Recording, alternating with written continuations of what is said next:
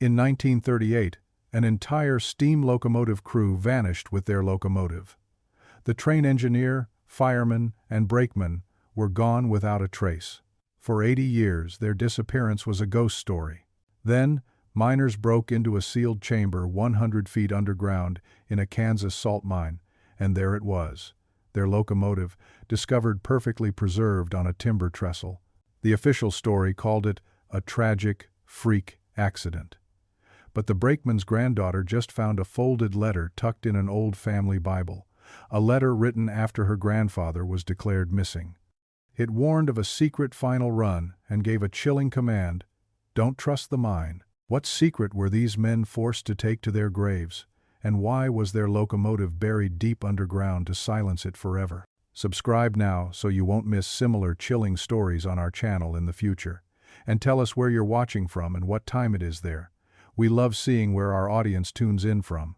Clara Ellison, at 52, had made a quiet life out of other people's stories. As a school librarian, she lived among the hushed rustle of turning pages and the faint, sweet smell of paper and glue. Her own story felt mostly written, a calm and steady narrative with few surprises.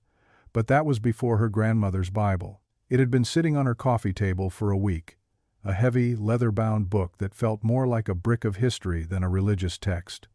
Her grandmother, gone now for 6 months, had clutched this Bible through 70 years of life, its pages softened and worn thin by worried hands and tearful prayers. Tonight, a cold draft rattling the window pane, Clara finally felt ready to open it, not to read the scriptures, but to find the little scraps of life her grandmother had tucked inside. A dried flower from her wedding day, a lock of her father's baby hair, a newspaper clipping announcing Clara's own birth. She ran her fingers over the embossed gold cross on the cover, the leather cool and smooth beneath her touch. It felt like holding her grandmother's hand one last time. She opened it carefully, the spine cracking in protest. The pages smelled of dust and time. Tucked inside the Book of Psalms was a faded photograph of her grandfather Benjamin, a man she'd never met. He was young in the picture, leaning against the colossal steel wheel of a locomotive, a smudge of grease on his cheek and a proud, easy smile on his face. He was the family ghost, the brakeman who had simply vanished. In 1938, he and the entire crew of engine number 77, the engineer and the fireman, had disappeared along with their steam locomotive on a routine run to the Stratia salt mine. No wreckage was ever found. No bodies were ever recovered. It was a story told in whispers, a wound that had scarred the family and then been quietly covered over, like a piece of furniture draped in a white sheet. But as Clara gently lifted the photograph, she saw something else behind it. A single piece of paper folded into a tight, brittle square, the creases so old they looked like they might crumble into dust. Her heart gave a strange, small thump. This was new. She had never seen this before. With trembling fingers, she unfolded it. The handwriting was her grandfather's, a strong, looping script she recognized from the few old postcards he'd sent her grandmother during their courtship. But it was the date at the top of the page that made the air leave her lungs in a sudden, sharp gasp. December 10th, 1938. It was impossible. Absolutely impossible. Her grandfather, Benjamin Ellison, had been officially declared missing, presumed dead, on December 8th. He had written this 2 days after he disappeared from the face of the earth. She read the words, her eyes scanning the faded ink as a profound chill crept up her spine, a cold deeper than the winter night outside. It wasn't a long letter. It was a desperate, hurried note. "My dearest Anna," it began, "they are making us do one more run. A special run. It isn't in the records. If anything happens, if I don't come back from this one, don't let them tell you it was an accident, and don't trust the mine. Whatever you do, Anna, don't ever trust the mine." The letter was signed simply, "Yours forever, Ben." Clara read it again, and then a third time. The familiar story of her family's tragedy, a freak accident, a mysterious but explainable event, shattered like glass. This wasn't an accident, it was a warning. A voice crying out from the grave after 80 years of silence, and it was telling her everything they had been told was a lie. The Sunday family dinner was a ritual, a small island of predictability in a churning world. It was held at her brother Samuel's house, a big, solid colonial, where the smell of his wife's roast chicken filled the air, and the table was always set with the good silverware. It felt safe. It felt like home. Clara clutched her purse in her lap, the letter tucked inside her wallet like a secret fire. All afternoon, a sense of nervous hope had been building inside her, a feeling so bright it was almost painful. She was going to give her family back their history. She was going to solve the mystery that had haunted them for generations. She imagined the look on Samuel's face, the shock, the awe, the shared determination to find the truth. They would be united in this. A team. She waited until the plates were cleared and the coffee was poured, her heart beating a rapid, hopeful rhythm against her ribs. She cleared her throat, and the comfortable chatter died down. "I found something," she began, her voice softer than she intended. "In Grandma's Bible." She pulled out the brittle letter, her hands shaking so much she could barely hold it steady. "It's from Grandpa Ben." Samuel leaned forward, his expression curious. He was a practical man, a contractor who built things to last and had little patience for what he called sentimental nonsense. But this was different. This was about their grandfather. Clara took a deep breath and read the letter aloud. She let the words hang in the silent dining room, a special run, not in the records, don't trust the mine. When she finished, she looked up, expecting to see shared shock, to feel a surge of collective purpose. Instead, she was met with a cold, unnerving silence. Her sister-in-law stared down at her coffee cup, refusing to meet her eyes. But it was Samuel's face that made her blood run cold. The curiosity was gone, replaced by a dark, thunderous expression. His jaw was clenched so tight a muscle twitched in his cheek. He pushed his chair back from the table, the legs screeching against the polished hardwood floor. "Put it away, Clara," he said, his voice low and dangerous. Clara stared at him, bewildered. "What? Sam, did you hear what I said? He wrote this after he went missing. This changes everything." His fist came down on the table, making the coffee cups jump in their saucers. "I said put it away," he roared, his face turning a deep, angry red. "What is wrong with you? Why do you always have to do this? Digging up graves, stirring up old shame?" The man abandoned his family. That's the story. That's what people said. He ran off, or he got himself into something stupid and paid the price. Either way, he left Grandma to raise our father alone. It's a disgrace. And you want to what? Parade it around town? Remind everyone? The injustice of his words was like a physical blow. He didn't abandon anyone. Clara shot back, her voice rising with a mix of hurt and fury. He was trying to warn her. He was in trouble. He was a nobody brakeman who disappeared. Samuel sneered, his words dripping with a cruelty that stunned her. It was 80 years ago. Let it die. Let him stay buried. This family has a good name in this town. We don't need you dragging it through the mud with some crazy conspiracy theory from a dead man. The room had become suffocating. The warmth of the family dinner had evaporated, leaving behind a bitter, icy chill. The rift between them wasn't just a disagreement, it was a chasm, deep and absolute. She had come here expecting an ally, and had found an enemy. He wasn't just dismissing the letter, he was actively burying it, choosing shame over truth. Later that night, Clara sat alone in the quiet of her living room, the house silent around her. The remnants of the disastrous dinner felt like a sickness in the pit of her stomach. Samuel's angry, dismissive face was burned into her memory. He had called her later, his voice flat and devoid of apology, to tell her not to bring it up again, for the good of the family. The good of the family. The words echoed in the empty room, mocking her.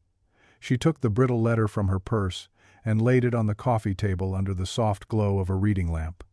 The paper was so fragile it seemed a single breath could turn it to dust. This tiny, forgotten note had detonated her world, shattering the peace of her family and leaving her utterly alone.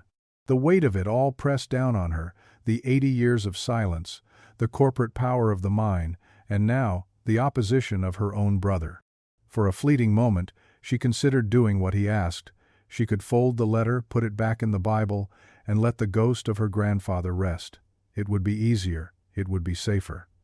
But then she looked at her grandfather's faded handwriting, the desperate plea of a man facing his own end. Don't let them tell you it was an accident. He hadn't been writing to the world. He had been writing to his wife, a private cry for the truth to be remembered. And for 80 years it hadn't been. The thought filled her not with fear, but with a cold, hard anger. Samuel was wrong. This wasn't about shame. It was about honor. It was about a man who deserved to be known for the truth of his last days. She gently picked up the letter, its fragility a stark contrast to the iron resolve forming in her heart. "I'll find out what happened," she whispered into the silence of the room, her voice a quiet, unbreakable vow. "I promise, I'll find out." In that moment, holding the last words of a dead man, she knew her quiet, predictable life was over. The story was no longer written, and nothing would ever be the same. The silence in her house had become a presence.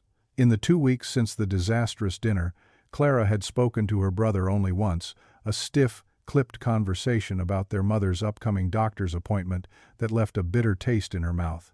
His betrayal had carved out a hollow space inside her, a lonely ache that throbbed with every tick of the clock. But the solitude had also forged something new in her, a quiet, stubborn resolve as hard as granite.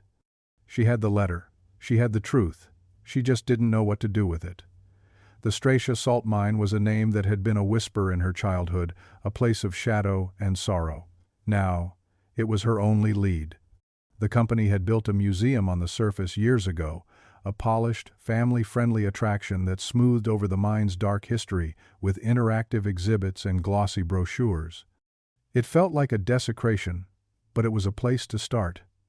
Driving there on a gray Saturday morning, the sky, the color of slate, Clara felt a knot of dread tighten in her stomach. The landscape grew flatter, emptier, until the massive processing facility of the mine rose on the horizon, a grim industrial giant breathing white plumes into the colorless sky. The mine wasn't just underground, its presence suffocated everything for miles around. She paid for her ticket and joined a small tour group, feeling like a spy in enemy territory. The other tourists, a family with 2 restless kids, a handful of retirees in bright windbreakers, chatted excitedly, oblivious. To them, this was a weekend diversion. To Clara, it was a graveyard. The tour guide, a cheerful young man named Kevin, launched into his well-rehearsed script about salt production and geological formations. He spoke of the mine's impeccable safety record, of its vital role in the community's prosperity. Clara listened, her hand in her pocket, her fingers tracing the folded copy of her grandfather's letter. Every word out of the guide's mouth felt like a carefully constructed lie. She felt a growing sense of foolishness. What had she expected to find here? A plaque on the wall? A dusty file left out in the open? This was a place built to keep secrets, not reveal them. As the tour wound down in the main gallery, a room filled with sepia photographs of grim-faced miners from a century ago, a sudden commotion at the entrance made everyone turn. Several serious-looking people in suits hurried in, followed by a swarm of local news reporters with cameras and microphones. They parted to make way for a man in his late 60s, impeccably dressed in a tailored charcoal suit, his silver hair perfectly coiffed. He moved with an aura of absolute command, his expression one of polite, managed gravity. Clara saw him glance at his expensive watch, then subtly, almost unconsciously, rub the edge of one of his golden cufflinks. The tour guide, Kevin, fell silent, his cheerful demeanor instantly replaced by a look of nervous deference. The man in the suit stepped up to a small podium that had been hastily set up. He tapped the microphone, the sound echoing in the cavernous room. "Good morning," he began, his voice smooth and resonant, the kind of voice that inspired confidence. "I am Gerald Pike, CEO of the Stratia Mining Corporation. We've called you here today to share some truly extraordinary news." A murmur went through the crowd. Clara's heart, which had been sinking with despair, gave a sudden, violent jolt. She felt a prickle of static electricity in the air, a sense that the world was about to tilt on its axis. Pike paused for dramatic effect, letting the anticipation build. "As you know, our company is constantly engaged in exploratory work to ensure the continued stability of this historic site. Early yesterday morning, One of our survey teams broke through into a previously undocumented chamber, a cavity sealed off by a rockfall many, many decades ago. He took a breath. Inside that chamber, our team made a discovery that has left geologists and historians stunned. They found a steam locomotive, a perfectly preserved locomotive from the late 1930s, sitting on an old timber trestle nearly 100 feet below the surface. A collective gasp went through the room. Cameras flashed, reporters scribbled furiously. But Clara didn't hear them. A roaring sound filled her ears, the sound of her own blood pounding in her veins. It was real. It was real. The letter was real. Her grandfather hadn't run away. He was down there. A wave of triumphant, dizzying relief washed over her, so powerful her knees felt weak. She wasn't crazy. Her quest wasn't a fool's errand born of grief. She had been right. The story had been buried just as her grandfather had been, and now, by some miracle, it was coming into the light. The feeling was a brilliant, blinding hope, a sun bursting through the gray clouds of her lonely crusade. She saw it all in a flash, a real investigation, headlines, the truth finally set free. Her family name wouldn't be marked by shame, but by tragedy, and finally, by honor. But then Pike spoke again, his smooth corporate voice slicing through her euphoria. A reporter shouted a question. "Mr. Pike, is this the missing train from the 1938 disappearance?" Pike gave a practiced, sympathetic smile. "We believe it is indeed engine number 77. It's a tragic and fascinating piece of local history. Our preliminary assessment suggests it was likely part of a transport operation, being lowered into the mine on a temporary trestle for some long-forgotten project when a rockslide sealed the chamber, making recovery impossible at the time. It was a terrible, tragic transport mistake." Transport mistake. The words hit Clara like stones. A cold fury, sharp and righteous, extinguished the brief warmth of her hope. It was a lie. A calm, deliberate, publicly delivered lie. Her grandfather's letter screamed in her mind. A special run, not a transport, not a mistake. Pike was already controlling the narrative, sanitizing the horror, turning her grandfather's tomb into a quaint historical oddity. She watched him, this polished, powerful man, and she felt a loathing so intense it made her physically sick. He was the mine. He was the institution her grandfather had warned her against. Her quest wasn't over. It had just been given a face. Driven by an impulse she didn't fully understand, Clara pushed through the throng of reporters. Her voice trembled, but it was clear. "My grandfather was the brakeman on that train." Pike's practiced smile didn't falter, but his eyes for a split second went cold and hard as steel, a flicker of something predatory. He gestured to an aide. "Please, see that this woman is taken care of. The families of these men are our highest priority." Before she could say another word, she was gently but firmly escorted to a private office, offered coffee, and told that Mr. Pike would be thrilled to arrange a private viewing for her before the exhibit was opened to the public. It felt like a victory. She had pushed, and they had yielded. The hope, fragile but persistent, returned. She would get to see it. She would be the first. An hour later, she was in a rattling industrial elevator, descending into the earth. The pressure in her ears was immense, the air growing colder, tasting of salt and damp stone. They led her down a newly lit corridor, the walls glittering with embedded salt crystals, to a vast, dark cavern, and there it was. Bathed in the stark glare of portable work lights, engine number 77 sat on its wooden trestle, suspended over a black chasm. It was breathtaking. The salt had protected it from rust, from decay. It looked like it had rolled to a stop just yesterday. Black paint, gold lettering, steel rods, all were perfectly, eerily preserved. It was a ghost ship in a sea of stone. This was where her grandfather had spent his last moments. The thought was overwhelming, a mix of profound awe and deep, crushing sorrow. She felt an almost unbearable closeness to him, a man she had never known, standing at the edge of his final resting place. The site manager, a weary-looking man, pointed toward the cab. "You can go a little closer if you'd like, ma'am. Just be careful." Her heart pounding, Clara walked the narrow path alongside the trestle until she was standing right beside the engine's cab. She could smell the faint scent of cold oil and steel. She peered inside. Everything was coated in a fine layer of white salt dust, like a blanket of fresh snow. The gauges, the levers, the worn wooden seat where the engineer would have Saturday, it was all there. And then she saw them. Hanging from 3 hooks just inside the cab were 3 railroad lanterns. They were clean. The glass globes were free of soot. The wicks, she could see even from a few feet away, were pale and unburned, a chilling, impossible detail. In the pitch black of a mine, on a night run, those lanterns would have been the crew's first necessity. They would have been lit, always, but they weren't. The scene wasn't one of an accident. It wasn't a crew caught in a rock slide. It looked like the men had hung up their lanterns, preparing for a journey they never started, or had finished one in impossible darkness. It looked like they had simply stepped out of the cab and into nothingness, leaving their tools of light behind.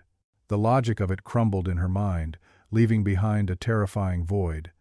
The air in the cavern, already cold, seemed to drop another 10 degrees. The hum of the work lights faded away, and all she could hear was the frantic beat of her own heart. The silence that filled the space was not empty.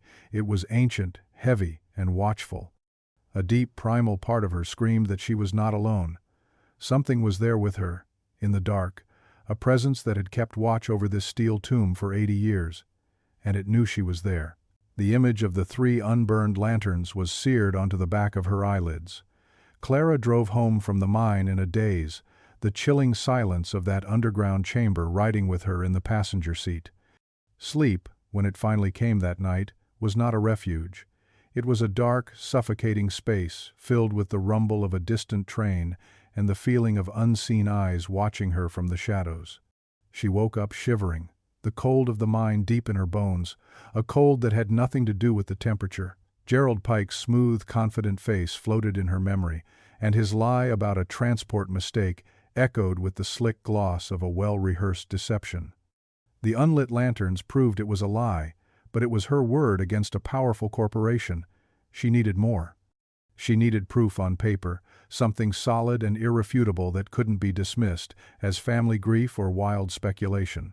A librarian's instinct, deep and ingrained, took over. When stories are buried, you go to the archives. The town archive was housed in the basement of the old courthouse, a cramped, musty space that smelled of decaying paper and forgotten history. For Clara, it was a sanctuary. Down here, surrounded by shelves groaning under the weight of bound ledgers and cardboard boxes, the world made sense. It was a place of facts, of dates, of records that didn't lie. She felt her anxiety begin to recede, replaced by the familiar, comforting focus of research. She was looking for freight logs from 1938, specifically from the Stratia Mining Corporation. The man behind the counter was a wisp of a person, a thin, elderly gentleman with watery blue eyes behind thick glasses.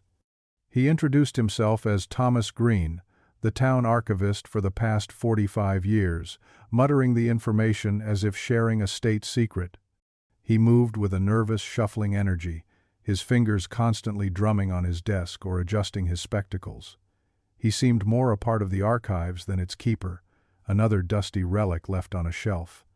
When Clara told him what she was looking for, a flicker of something, fear, or maybe just surprise, crossed his face. "The 1938 ledgers for the mine," he repeated, his voice barely a whisper. "That's a difficult period. A lot of records from that time are incomplete." He seemed poised to deny her request, his body language screaming avoidance. Clara looked him directly in the eye, her own expression a mix of pleading and quiet determination. "My grandfather was the brakeman on Engine 77, she said softly. "I'm just trying to understand what happened." The mention of the locomotive seemed to break through his reserve.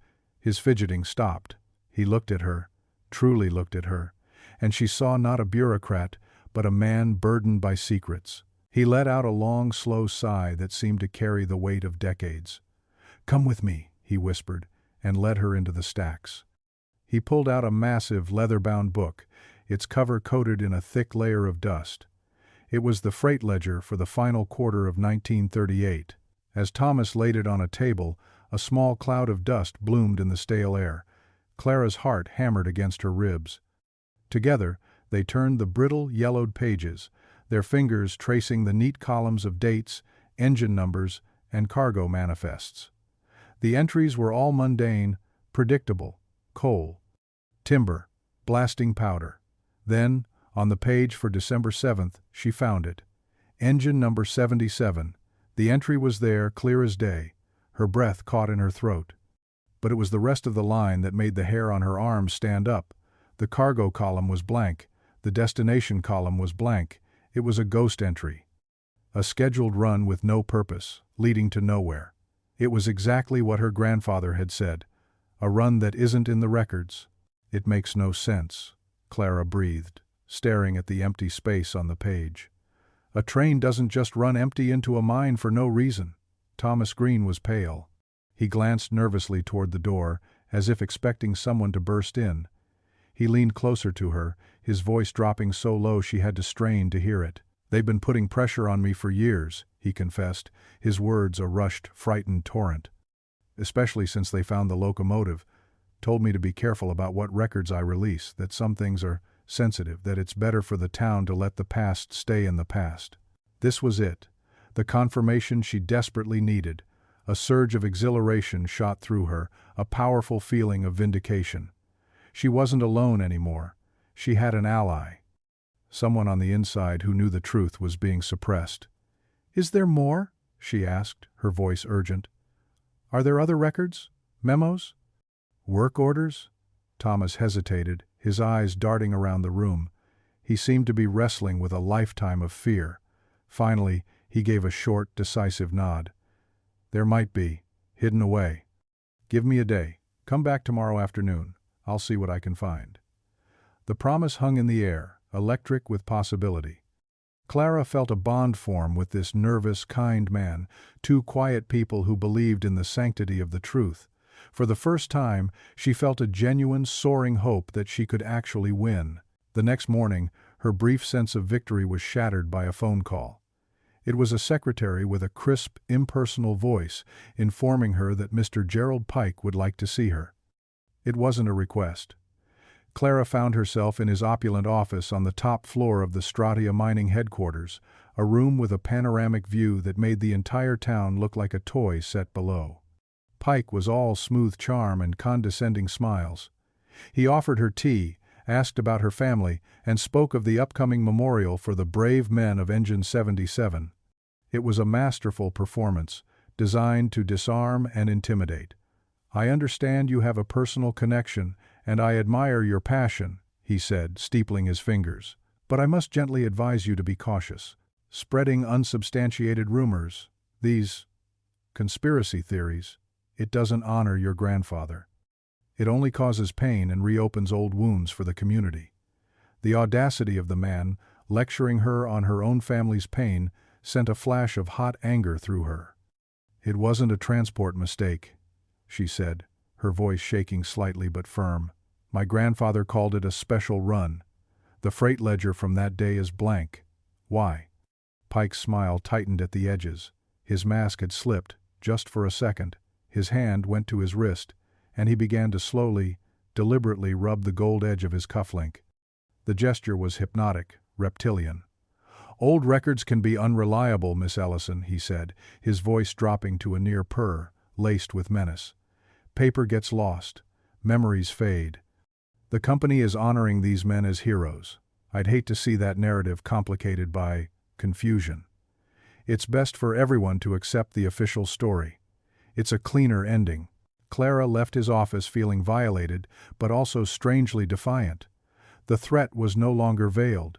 He knew she was digging. He had warned her off. And in doing so, he had confirmed he had something to hide.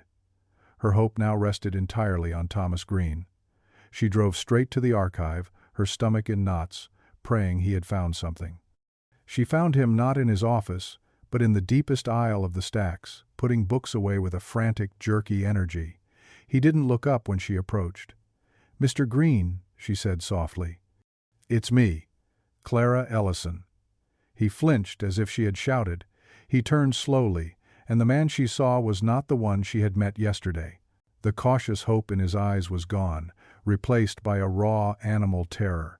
His face was ashen, his hands trembling so badly he could barely hold the book he was shelving. He wouldn't meet her gaze. "I'm sorry," he stammered, staring at the concrete floor. "I can't help you. I made a mistake. There's nothing here. No other records exist." The words were hollow, recited. "What happened?" Clara pressed, her voice urgent. "Who spoke to you?" He shook his head violently, a wild look in his eyes. "Please," he whispered, his voice cracking. "Just go. You need to stop this. You don't understand what you're dealing with. Just leave it alone." He shoved a book onto a shelf with a loud bang, turned and practically fled, shuffling away into the shadows of the archive without a backward glance. Clara stood frozen in the dusty aisle, the silence of the room crashing down on her. The warmth of their shared purpose was gone, replaced by the icy reality of fear. Pike had gotten to him. The invisible, crushing power of the mine had reached into this quiet sanctuary and strangled her only source of hope. She was alone again, more alone than before. Because now she knew the monster she was fighting was not a ghost from the past. It was alive, it was ruthless, and it was watching her every move. The archivist's terror was a wall. Clara had hit it, and now she was adrift, the trail of paper evidence cold. Days bled into a week, each one filled with the same suffocating sense of being watched, of being powerless. She felt Gerald Pike's influence everywhere, a shadow stretching over the entire town. She would see one of the mining company's security trucks parked down the street from her library, or catch a glimpse of a man in a suit watching her from across the town square. It might have been her imagination, but the feeling of being hunted was visceral and real. Her brother Samuel called, his tone forced and cheerful, asking if she was done with all that nonsense. The question was a barb, a reminder that she was not only fighting a corporate giant, but was also completely isolated from her own family. The loneliness was a physical weight, pressing down on her chest.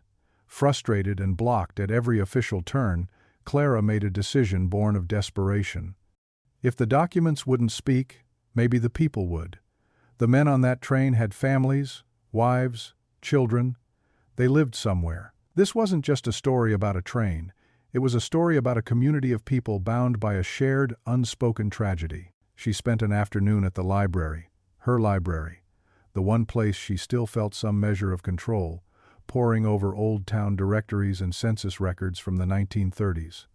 She searched for the names of the other two crewmen, the engineer, a man named Arthur Hayes, and the fireman, Robert Miller. Their names were ghosts on a page, but their addresses were real.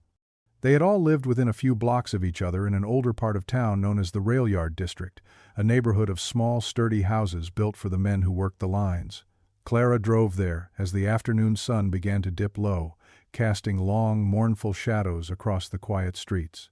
The houses were old, but well kept, their small porches decorated with wind chimes and flower pots. It was a place where roots ran deep. She wasn't sure what she was looking for. A ghost? A memory? She found Robert Miller's address first. The house was now owned by a young family, the yard littered with plastic toys. Clara almost turned away, the awkwardness of knocking on a stranger's door to ask about a death 80 years past feeling insurmountable. But then she noticed an elderly woman next door, tending to her rose bushes with a slow, deliberate care. It was a long shot, a desperate gamble. Clara approached her, her heart pounding with a nervous rhythm. "Excuse me," she said, her voice softer than she'd intended. "I'm sorry to bother you. I was wondering if you knew the Miller family that used to live next door." The woman straightened up, wiping her hands on her apron. She had sharp, intelligent eyes that seemed to see right through Clara's carefully composed expression. "The Millers haven't lived in that house for 50 years, she said, her voice raspy with age. "Bobby Miller, the fireman. That was a sad business. His wife, she passed not long after. Broken heart, people said. Hope flickered in Clara's chest. Did you know any of the other families? The brakeman was my grandfather, Benjamin Ellison, and the engineer was Arthur Hayes." The woman's eyes widened slightly at the mention of the engineer. A sad, knowing look passed over her features. "Oh yes, Arthur's girl, Evelyn. She still lives just around the corner. The last of them. Evelyn Harper now. Poor dear. It was a miracle. A direct link to the past. Still living, still breathing, just around the corner. Thanking the woman profusely, Clara walked down the street, a renewed sense of purpose surging through her. Evelyn Harper, the engineer's daughter. She might know something, she had to know something. The house was small, tidy, with a welcome mat that read, "Home is where the heart island." Clara knocked, her knuckles rapping softly on the faded blue paint of the door. After a moment it opened, and she found herself looking at a woman who was the living embodiment of history. Mrs. Harper was 90 years old, frail but with the same sharp, clear eyes as her neighbor. She moved slowly, leaning on a walker, but there was an undeniable strength in her gaze. Clara introduced herself, explaining her connection to Benjamin Ellison, the brakeman. A light of recognition dawned in Mrs. Harper's eyes. She invited Clara in without hesitation, as if she had been waiting for this knock for decades. The inside of the house was a time capsule, filled with dark wood furniture, doilies, and the faint, sweet smell of lavender. They sat at a small kitchen table, sunlight streaming through the window, illuminating the dust motes dancing in the air. For a moment, Clara felt an overwhelming sense of peace, of coming home. This little kitchen, this kind woman, it was the first warmth, the first real human connection she had felt since this whole nightmare began. Mrs. Harper listened patiently as Clara recounted her story, finding the letter, the blank ledger, the unlit lanterns, the threats from Pike. She nodded slowly, her expression growing more somber with each detail. "My father knew," she finally said, her voice a fragile whisper. "He knew it wasn't right. The night he left, I was just a girl, but I remember it like it was yesterday. He was so quiet, so worried. My mother kept asking him what was wrong, and he just kept shaking his head." She paused, her gaze drifting to a point somewhere over Clara's shoulder, looking back across 80 years. "He finally told her, 'They want us to take something down there, something that doesn't belong.' He wouldn't say what it was, but he was afraid." I'd never seen my father afraid before. The words confirmed everything Clara had suspected. It wasn't an accident, it wasn't a mistake, it was a cover-up. The men had been ordered to smuggle something into the mine, and they had disappeared because of it. A powerful wave of empathy and shared grief washed over Clara, connecting her to this elderly woman across the table. They were two daughters of lost men, united in a search for truth. Mrs. Harper then got up slowly and shuffled out of the kitchen. She returned a few minutes later carrying a small, dusty wooden box. "After my mother passed, I found this in the attic," she said, her voice thick with emotion. She opened the box. Inside, nestled on a bed of faded velvet, was a rusted silver pocket watch. "This was my father's," she explained. "It has his initials engraved on the back. A.H." Clara picked it up. The metal was cold and heavy in her palm. It was real, tangible. Another piece of the puzzle. "But the official manifest," Clara said, the realization dawning on her, the one the mining company released at the time, it said the crew carried no personal effects that night. Mrs. Harper nodded, her eyes glistening with tears. "They lied," she whispered. "They lied about everything, right from the very beginning." Clara felt a fierce, protective bond with Mrs. Harper. This gentle, courageous woman had held on to this secret, this piece of truth for her entire life. It was a sacred trust. They talked for another hour, sharing stories, sharing tears, two strangers finding solace in a shared history.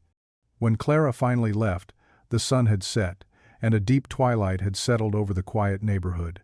She felt more hopeful, more empowered than she had at any point on this journey. She had a witness. She had another piece of physical evidence. Pike could threaten archivists and control the press, but he couldn't erase this. He couldn't silence a 90-year-old woman's memory. As she walked to her car, parked down the street from the small motel she'd checked into to be closer to the town, a profound sense of calm settled over her. The emotional high was dizzying. She had found an ally, a friend. She wasn't alone anymore. But as she put her key in the car door, a flicker of movement in her rear-view mirror caught her eye. A dark sedan, parked across the street, its headlights off. The feeling of being watched returned, colder and more intense than ever. She dismissed it as paranoia, her nerves frayed from the emotional day. She got in the car, the engine turning over with a familiar rumble. She pulled out onto the empty street, her mind racing with everything Mrs. Harper had told her. As she approached the first intersection and pressed the brake pedal, her foot went straight to the floor. Nothing happened. A jolt of pure, icy adrenaline shot through her. She pumped the brakes again. Nothing. The car was gaining speed, rolling helplessly toward the busy main road just ahead. Headlights from oncoming traffic swarmed toward her, a wall of blinding light. Terror, absolute and primal, seized her. This was no accident. The sedan, the warning from Pike, the terror in the archivist's eyes, it all clicked into place. They hadn't just threatened her, they had tried to kill her. The scream died in her throat, a choked, soundless gasp of terror. Clara yanked the steering wheel hard to the right, wrenching the car away from the intersection. It mounted the curb with a violent jolt that slammed her head against the driver's side window, stars exploding behind her eyes. The car scraped against a row of hedges before shuddering to a halt, the engine stalling with a final gasping cough. For a long moment, she just sat there, heart hammering like a trapped bird against her ribs, the blare of a distant car horn, a shrill reminder of how close she had come to death. Trembling, she fumbled for her phone and called for a tow truck, her voice a strained, reedy whisper. The mechanic at the all-night garage took less than 5 minutes to find the problem. He emerged from under the car, wiping his greasy hands on a rag, his face grim. "Ma'am," he said, his voice low and serious, "this wasn't wear and tear. Your brake line has been sliced clean through. Someone did this to you." The mechanic's words hung in the cold night air, confirming the terrifying truth. This wasn't just a warning anymore. This was a direct, violent escalation. Pike wasn't trying to scare her off, he was trying to erase her. The fear was a physical thing, a cold knot of dread in her stomach, but beneath it, something else was kindling. A hot, white rage. They had tried to kill her. The thought was so audacious, so utterly evil, it burned away the last vestiges of her caution. They had underestimated her. They thought a librarian, a quiet woman who lived among books, would break. They were wrong. She didn't sleep that night. She sat in her sterile motel room, the door wedged shut with a chair, every creak of the building making her jump. In the harsh glare of the bedside lamp, she laid out the pieces of her investigation, the copy of her grandfather's letter, a photo of the blank freight ledger, a picture of Arthur Hayes's pocket watch. It wasn't enough. It was all circumstantial, pieces of a story that Pike could easily dismiss and discredit. She needed something more. She needed something from the inside, a document, a record, something Pike couldn't explain away, and there was only one person who knew where to find it. At dawn, clutching a cup of bitter motel coffee, she made a reckless decision, one born of equal parts, desperation and fury. She had to go back to Thomas Green. She drove a rental car to the courthouse, her hands gripping the wheel so tightly her knuckles were white. She couldn't just walk in and ask for him, not after he'd been threatened. She waited, parked across the street, for hours. It felt like an eternity. Finally, just before noon, she saw him. He emerged from a side door, carrying a small worn satchel, his shoulders slumped as if carrying an immense weight. He scurried down the street, glancing over his shoulder every few seconds like a frightened rabbit. Clara got out of the car and intercepted him, stepping directly into his path. He flinched, a small, terrified gasp escaping his lips as he recognized her. "Please," he whispered, his eyes wide with fear. "You can't be here. They're watching me." "I know," Clara said, her voice low and urgent. "They tried to kill me last night." She saw a flicker of horror, then a deep, profound guilt in his eyes. He knew this was how they operated. "That freight ledger," she pressed, refusing to let him turn away. "The blank entry, it wasn't just incomplete, was it? There have to be other records, private logs, something that wasn't meant for the public files." Thomas's face was a mask of internal conflict. His fear was a palpable thing, but so was his shame. He was a man who had dedicated his life to preserving history, and he was being forced to bury the most important truth of all. The librarian in Clara, the part of her that understood the sacred duty of a keeper of stories, recognized a kindred spirit in his torment. "You went into this line of work for a reason, Mr. Green," she said softly, her anger softening into an appeal. "You believe in the truth. Don't let them turn you into a liar. Help me." Her words hit their mark. The fear in his eyes was still there, but now it was joined by a glimmer of defiance. He looked at her, his jaw set in a new, unfamiliar line of resolve. He gave a single, almost imperceptible nod. "Tonight," he whispered, his voice barely audible. "The main gate of the mine's old storage depot. Midnight. Be alone." That night, under a sliver of a moon, Clara stood in the shadows of the rusted chain-link fence that surrounded the Stratia mine's long-abandoned storage facility. This was insane. A librarian about to break into a secure compound with a terrified archivist.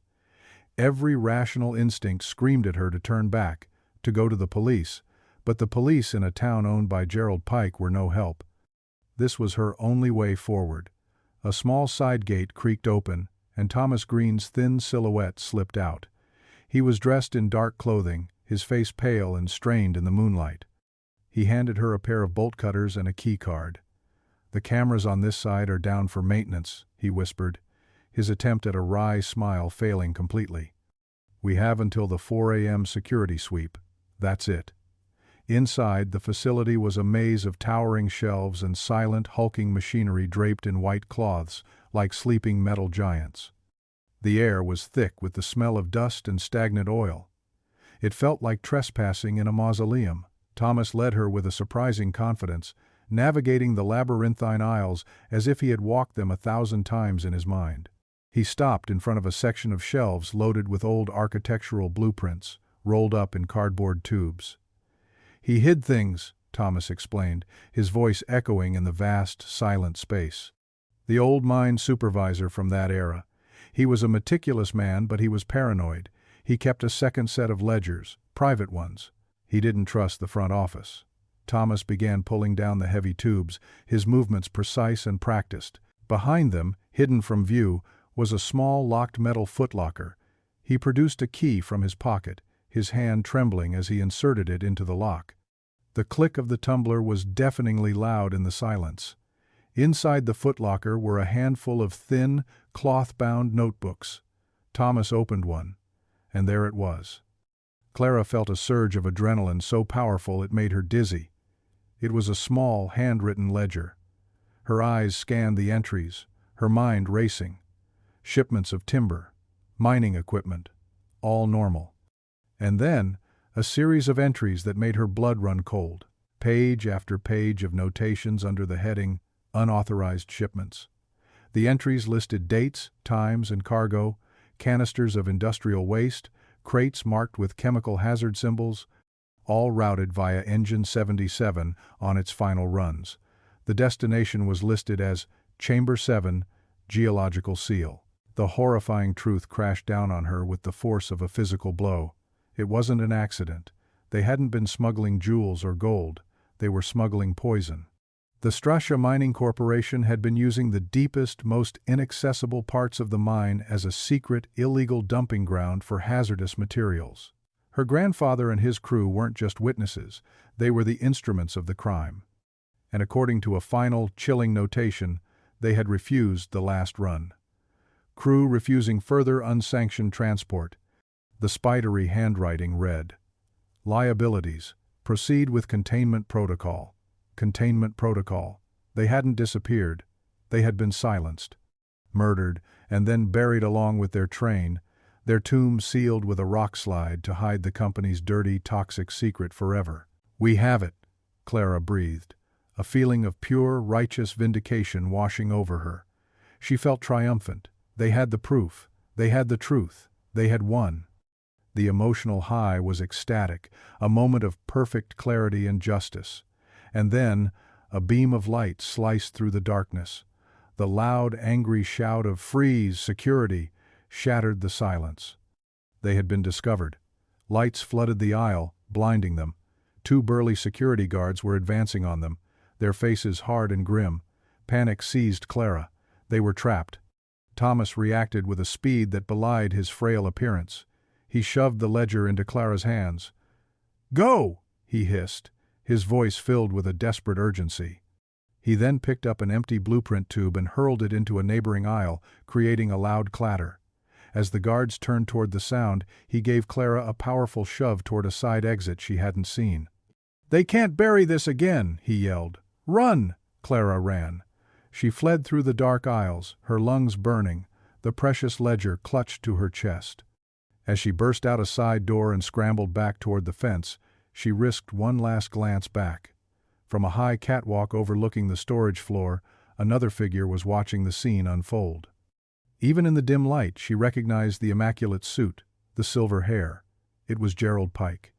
And as he watched his men apprehend the terrified archivist, he calmly, coolly adjusted his cufflinks. Clara ran blindly through the darkness, thorns from overgrown bushes tearing at her clothes, her lungs on fire. The image of Thomas Green being surrounded by Pike's men was a fresh wound, raw and bleeding in her mind. His last, desperate cry, "They can't bury this again," was an edict, a sacred charge. She had escaped, but he had been sacrificed. The guilt was a heavy, suffocating blanket. She didn't go back to her motel. She couldn't. They knew where she was staying.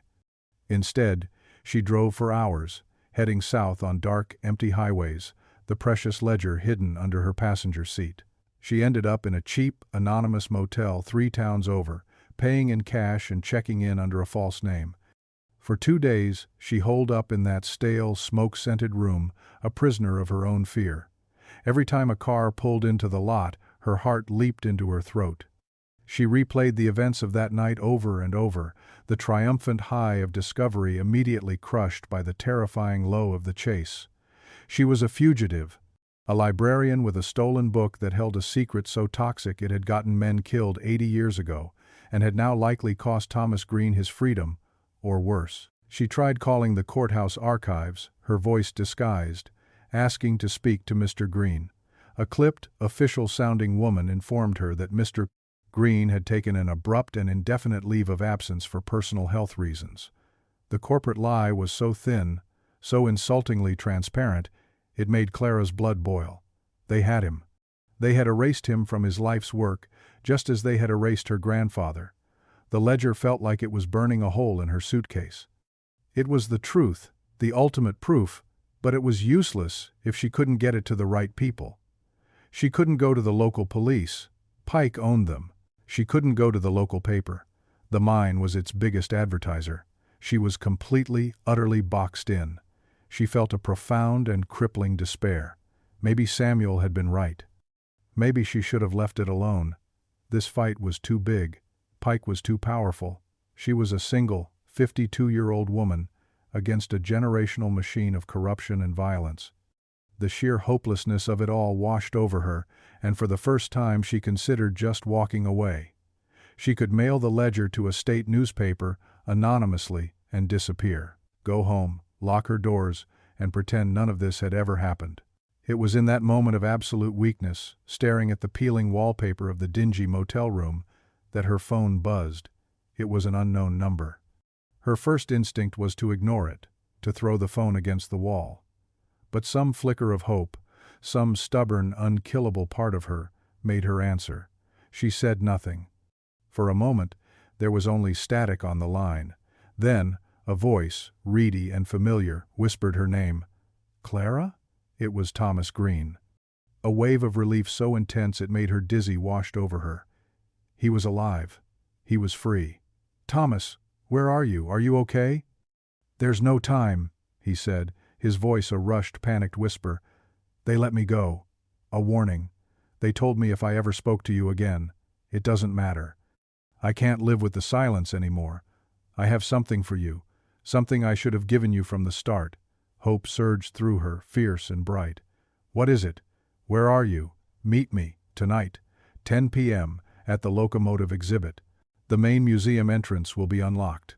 The line went dead. Clara stared at her phone, her mind racing. It was a trap. It had to be a trap. Why would they let him go? Why would he ask her to meet him back at the mine, the very heart of Pike's kingdom? It made no sense.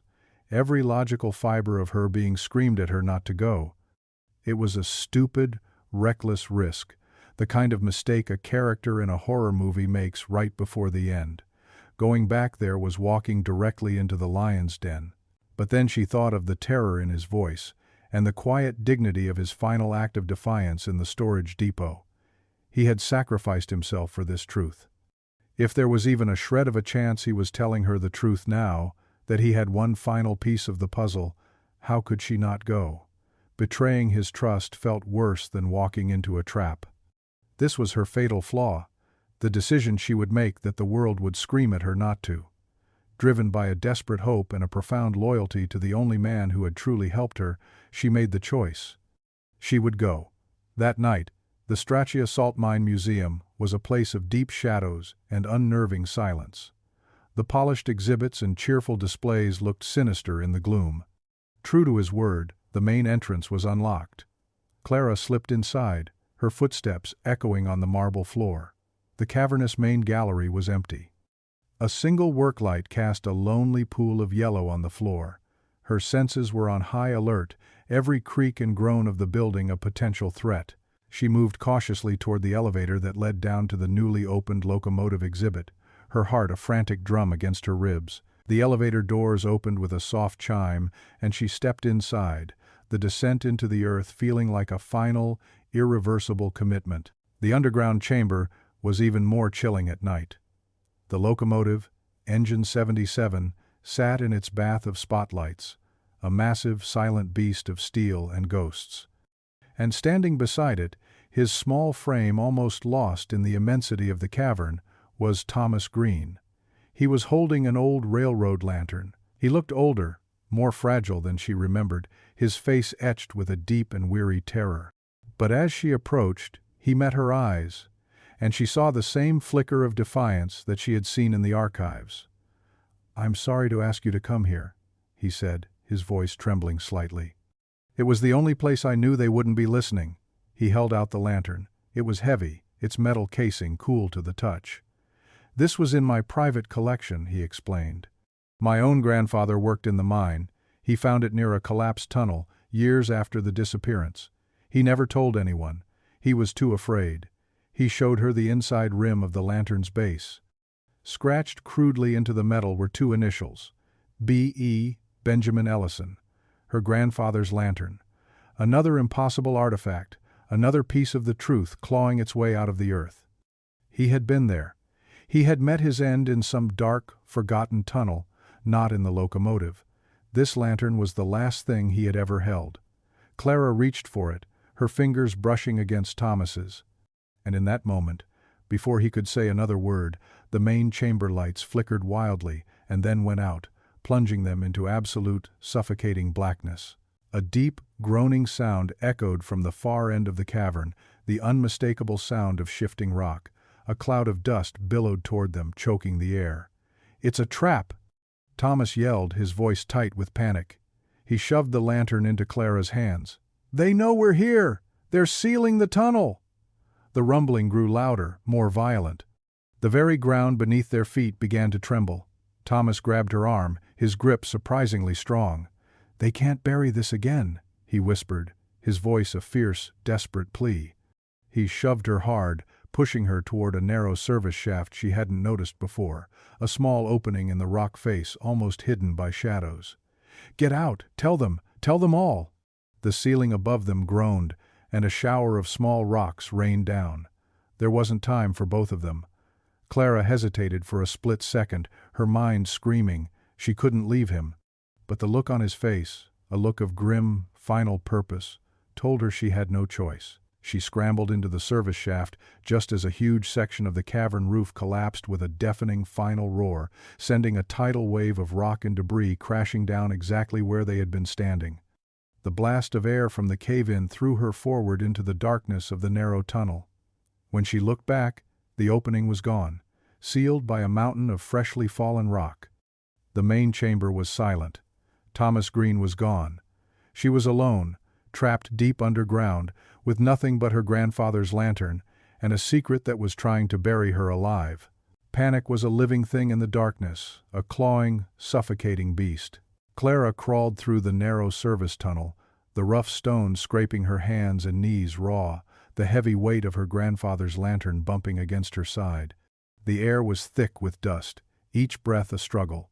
Behind her lay a tomb, sealed forever, with the body of a good, brave man inside it. Thomas Green's final, desperate words were a litany in her head. Tell them all. The tunnel seemed to stretch on for an eternity, a black, unforgiving throat. Just when she thought her strength would give out, that she would simply lie down and let the darkness take her, her groping hands felt not rock, but the cold, rusted rungs of a ladder. It went up toward a faint glimmer of light. With the last of her energy she pulled herself upward, rung by painful rung, until her head broke through the surface into the cool, clean night air. She was in a small, brick-lined ventilation shaft, hidden among a stand of overgrown pine trees a half-mile from the main museum. She had made it. She was out.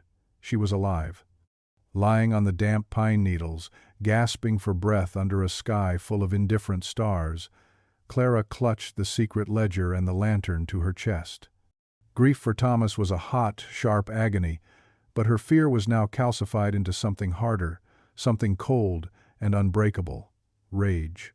Pike had gone too far. He hadn't just covered up a crime, he had committed another one right in front of her. He had murdered Thomas Green. This was no longer just about restoring her grandfather's honor. This was about justice for a man who had died for the truth. The next day, the Stratia Mining Corporation released a statement. An unfortunate minor geological event had occurred in the new exhibit area, which would now be closed indefinitely for safety inspections. There was no mention of the archivist, no mention of a trap, just another smooth corporate lie to plaster over a fresh grave. Pike was preparing for the final act of his performance, a grand public memorial service for the rediscovered crew of Engine 77. It was scheduled for the following Sunday on the town square, a carefully orchestrated media event designed to cement his version of the story, the heroic tragedy of a transport accident, into public history forever. It was his checkmate. But he didn't know she had the pieces to ruin his game. She had the secret ledger, she had her grandfather's letter and lantern, and she had the testimony of Mrs. Harper. It was time to stop hiding. It was time to fight back. She spent the next few days in a flurry of activity, driven by a righteous fury that left no room for fear. She made photocopies of the letter and every damning page of the ledger. She photographed the lantern. She met with Mrs. Harper again, recording the elderly woman's testimony on a small digital recorder, her frail but steady voice recounting her father's final fearful words. She felt a surge of power, the intoxicating feeling of holding the truth like a weapon. The emotional high was immense. This was it, the moment of reckoning. She was going to walk into that public memorial and burn Pike's carefully constructed world to the ground.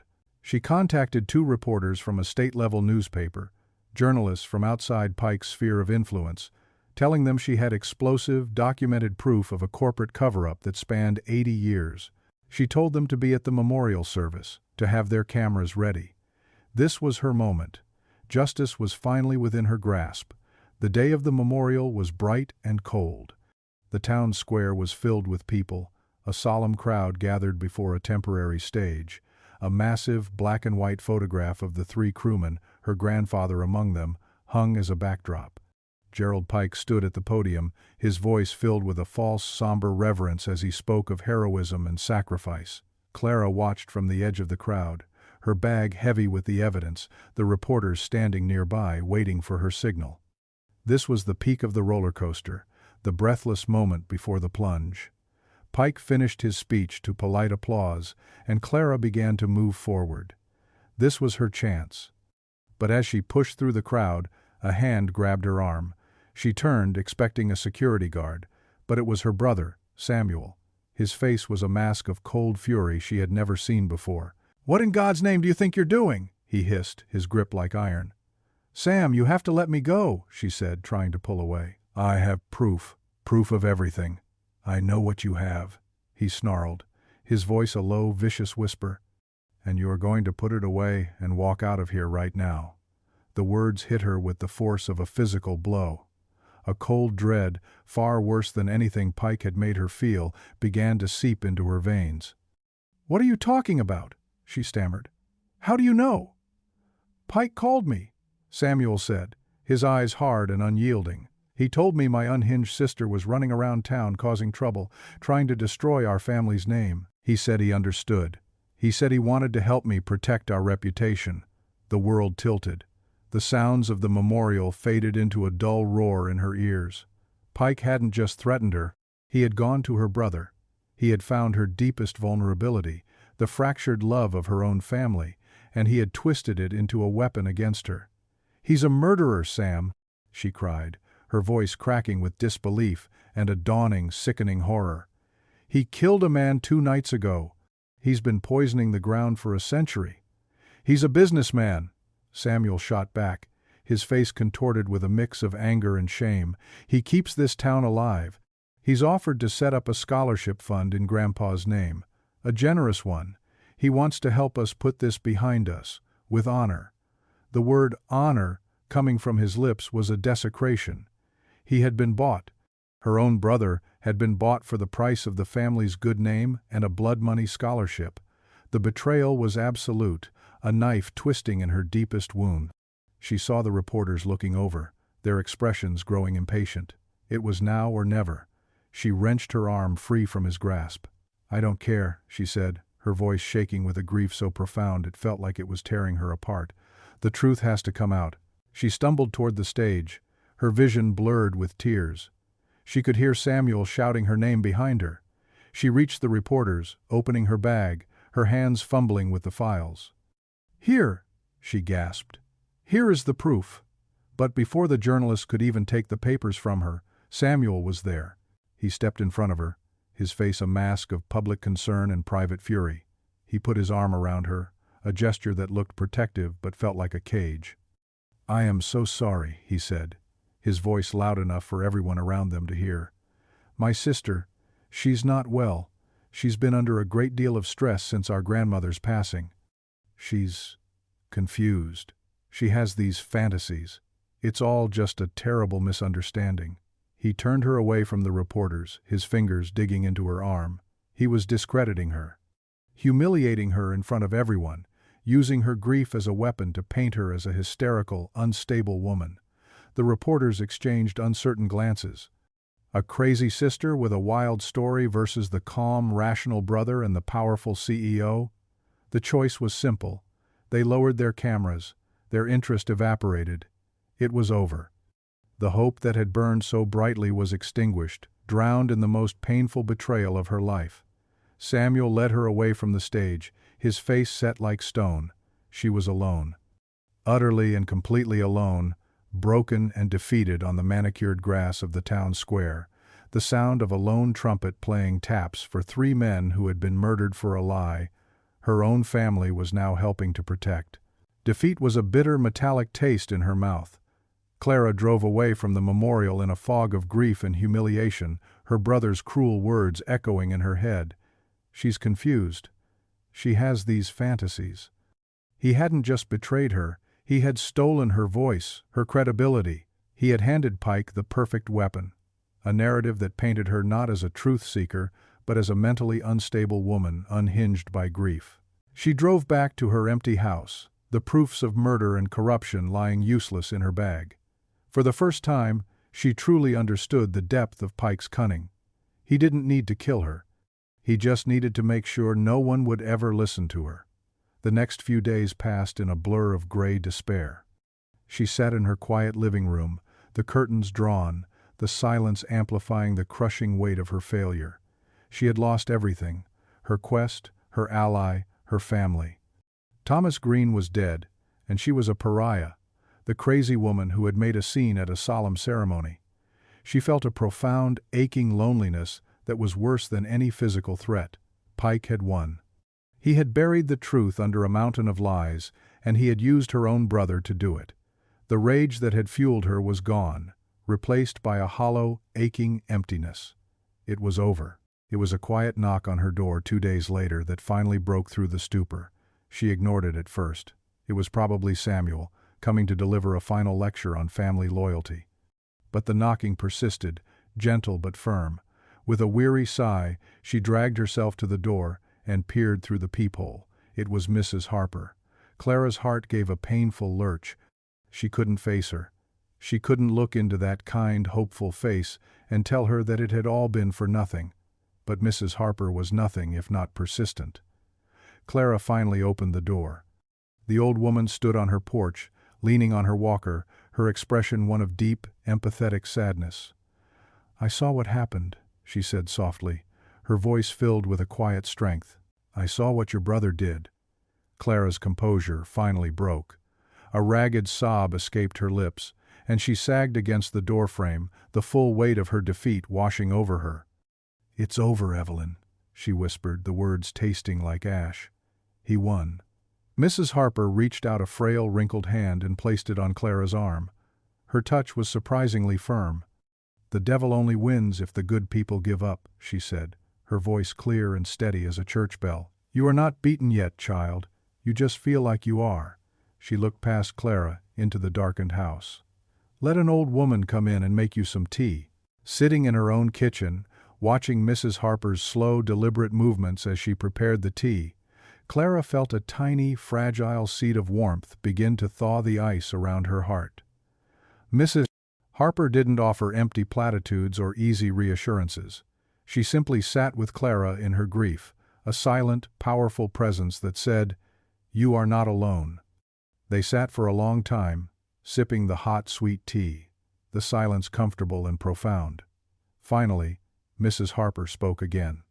"My father," she began, her gaze distant, "he used to tell me that, in the mine, you learn to look for the things no one else sees, the small cracks in the rock, the different colors in the dust, the things that tell you what's really there, beneath the surface."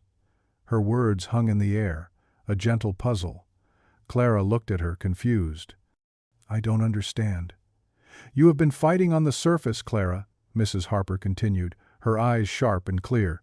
"You've been trying to fight their lies with your truth, but Pike's power is on the surface. You need to go back to where the lie began. You need to go back to the mine." The thought sent a jolt of pure fear through Clara. "I can't. They tried to kill me there." Thomas gave you the key," Mrs. Harper said, her voice insistent. She pointed to the old railroad lantern sitting on Clara's counter. "Your grandfather's lantern. That's not just a memory, dear. It's a map." And then Clara understood. Thomas hadn't just been giving her a memento. He'd been trying to tell her something. He found it near a collapsed tunnel.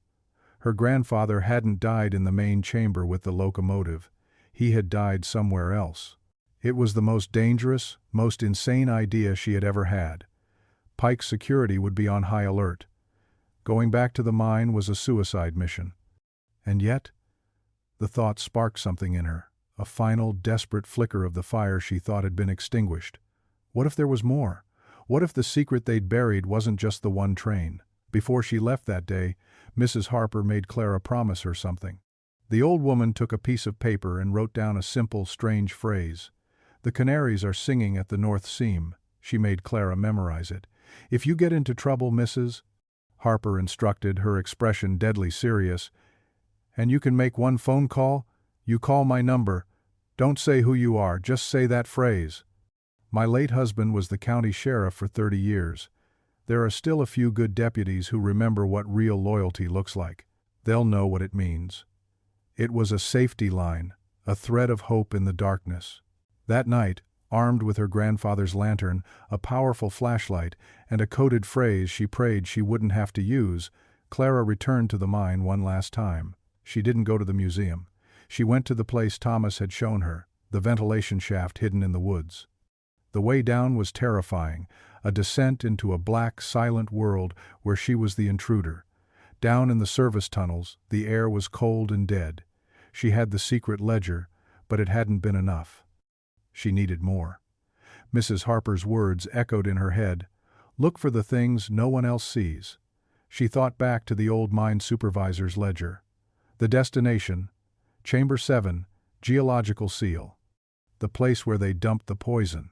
It had to be connected to the main shaft, but hidden. She moved through the labyrinth of tunnels, the beam of her flashlight cutting a nervous path through the oppressive darkness.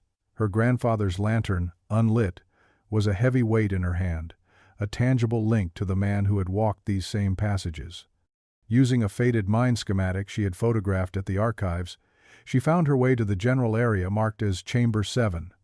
The main tunnel was a dead end, blocked by what looked like a natural rock wall. But as she ran her hand along the stone, her fingers found it. A section where the rock felt different. It was newer, rougher. It wasn't a natural wall. It was a man-made seal. A concrete plug expertly camouflaged to look like the surrounding rock, and at its base, almost completely obscured by dust and debris, was a small, rusted metal door, the kind used for emergency access. It was bolted shut from the outside. Using a small crowbar she had brought, she pried at the rusted bolts. The sound of groaning metal was horrifyingly loud in the silence. Finally, with a painful shriek of protest, the door gave way. The air that rushed out was stale, acrid, with a faint chemical tang. She stepped through the opening and into a vast, dark space. As her flashlight beam swept across the cavern, her breath caught in her throat. She wasn't just in a sealed chamber, she was in a graveyard. All around her, stacked in crumbling, corroded piles, were hundreds of canisters and barrels, the markings on them long faded, but their purpose clear. This was the dump. But that wasn't what made her stop. At the far end of the chamber, another sealed tunnel had been crudely blasted open, and just beyond it, another one. It wasn't just one chamber, it was a network. A honeycomb of hidden tombs filled with poison. The locomotive wasn't a single incident, it was part of a pattern, a systematic, generational process of hiding evidence. This secret was bigger, older, and more monstrous than she could have ever imagined. The sheer scale of the corruption was staggering. She felt a sickening wave of vertigo, the world spinning around her. The librarian's curiosity is a dangerous thing, isn't it? The voice, smooth and cold as polished stone, came from the darkness behind her. Clara spun around, her heart seizing in her chest. Standing in the doorway she had just opened, blocking her only exit, was Gerald Pike. He wasn't wearing his tailored suit now. He was in work clothes, his silver hair glinting in the beam of her flashlight. He wasn't smiling. His face was a mask of cold, controlled fury. He took a slow step toward her into the chamber, the sound of his boots crunching on the gravelly floor.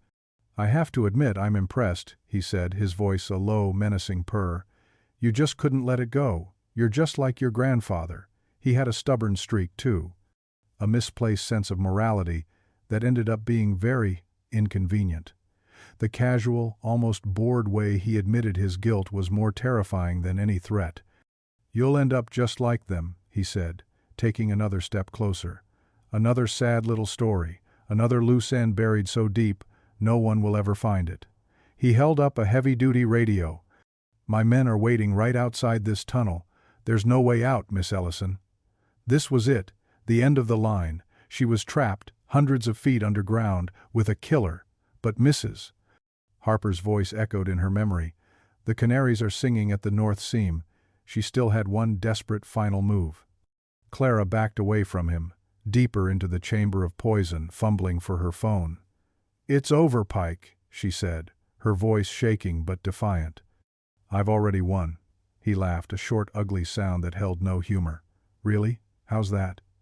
He took another step, closing the distance between them. In that moment, she activated her phone, her thumb finding the pre-dialed number for Mrs. Harper. She didn't lift it to her ear. She let it hang at her side, the call connecting in silence.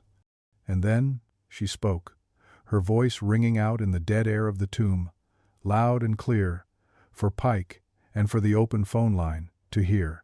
"The canaries are singing at the north seam." The words hung in the acrid air of the sealed chamber, a silent challenge flung at Gerald Pike. For a split second, a flicker of raw surprise crossed his face, quickly replaced by a dark, murderous rage. "What did you just say?" he hissed, taking another threatening step toward her, his eyes blazing. "Who were you talking to?" Clara clutched her phone to her chest, backing away further into the darkness, her grandfather's lantern heavy in her other hand. Her heart hammered against her ribs, a frantic drumbeat of terror and defiance. The gamble was made. Now all she could do was pray it would pay off. She had just bought herself precious seconds. "You think you can silence everyone, Pike?" she gasped, her voice shaking but holding steady. "You think you can bury me like you buried them? You think you can keep poisoning this land, murdering good men, and get away with it forever?" He lunged. A flash of silver gleamed in his hand, a small, ornate letter opener, repurposed into a brutal weapon. It was terrifyingly real, the glint of the blade as he closed the distance. She scrambled backward over a crumbling pile of canisters, nearly losing her footing, a gasp of pure fear escaping her lips. This was not a bluff. He was going to kill her. Just as he reached for her, a guttural shout echoed from the tunnel entrance. "Police! Hands where I can see them!"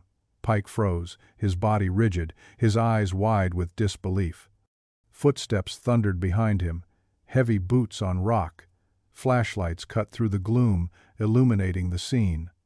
Pike, weapon in hand, menacing Clara amidst the decaying barrels of hazardous waste. 4 uniformed county deputies burst into the chamber, their faces grim, their service weapons drawn, and pointed directly at Gerald Pike. He slowly raised his hands, the letter opener dropping to the ground with a soft clang.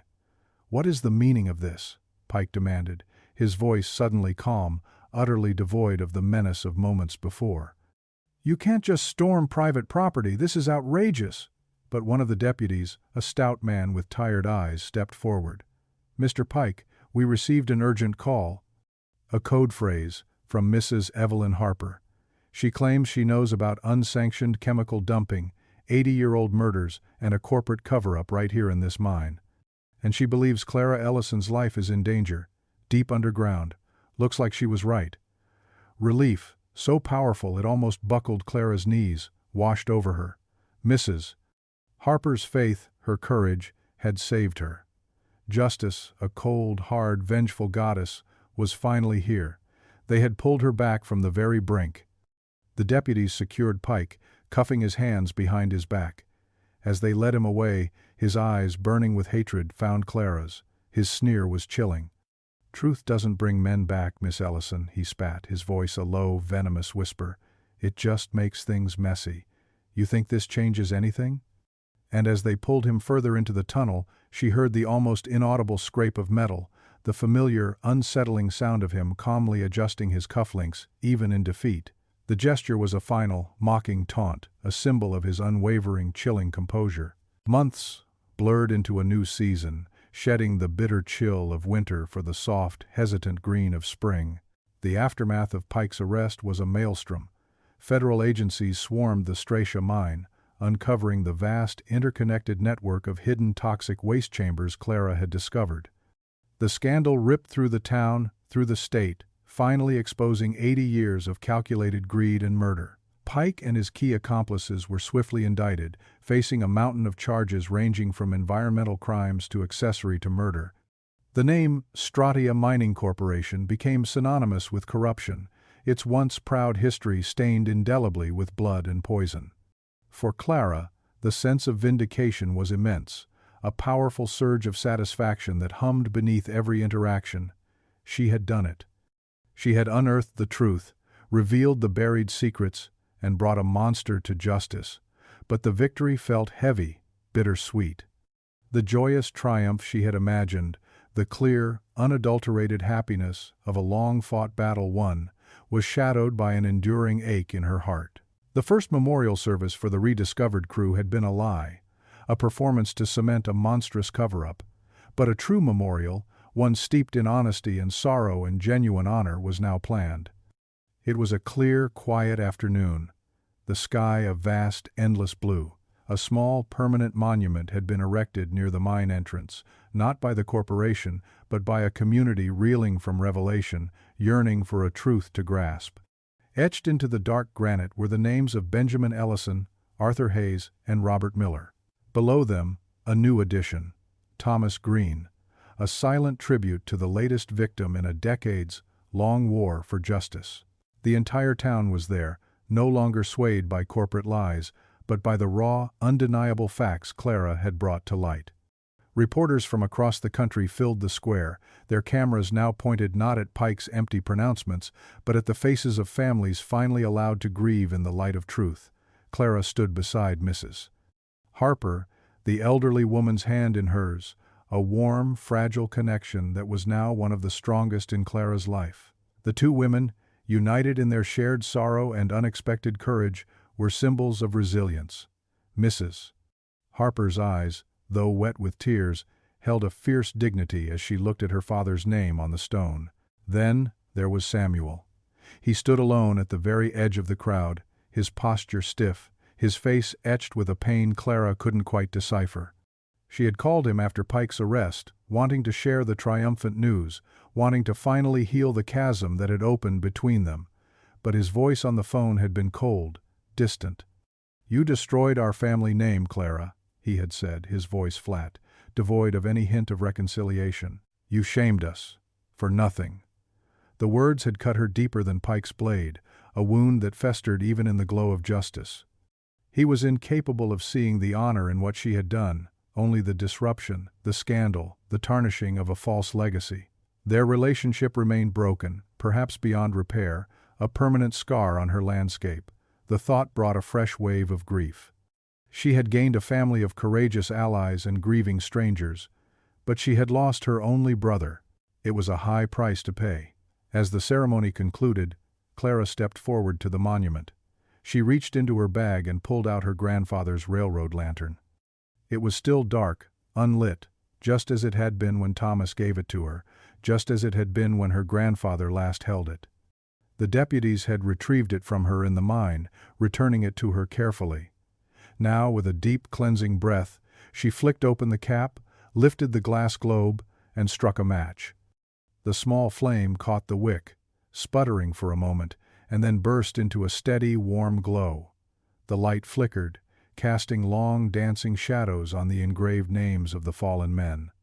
It was a light for justice, a light for truth, and a light for the souls, long lost in the dark.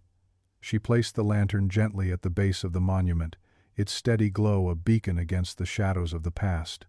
As the flame reached upward, illuminating her grandfather's name, Mrs. Harper whispered, her voice thick with emotion, "Now they're home." Clara looked at the monument, then at Mrs. Harper, and then back at the soft, warm light of the lantern. A profound sense of peace settled over her, quiet and deep. Pike was right. The truth didn't bring them back, but it set them free. It restored their honor. And for those they left behind, it offered a final, heartbreaking glimpse of home. The cameras flashed around her, capturing the image, the story finally revealed. But in her mind, she was no longer in the public square. She was deep underground, looking at the perfectly preserved locomotive, silent in its salt tomb, the flickering light of her grandfather's lantern now reaching through its cab windows like the souls of the crew, finally, truly, at rest. The journey was over, but the light, once hidden, would now shine forever.